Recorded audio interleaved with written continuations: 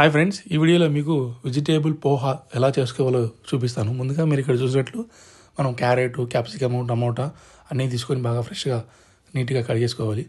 ఈ వీడియోలో చూపించిన విధంగా మీరు వాటిని చిన్న చిన్న పీసెస్గా కట్ చేసుకోవాలి. Please do subscribe our YouTube channel and like it, share it.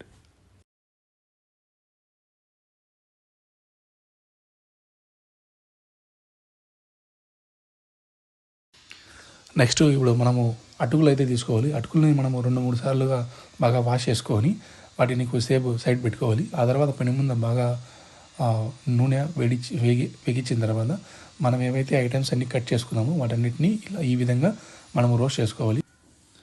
ఆ తర్వాత కాస్త మిరప్పొడి, జీరా పౌడర్, ఆ తర్వాత పసుపు, అదేవిధంగా ఒక నిమ్మకాయ, లైట్గా కొత్తిమీర వేసుకొని మనం ఏదైతే అటుకులు తీసి పెట్టుకున్నామో వాటిని ఈ విధంగా ఫ్రై చేసుకోవాలి.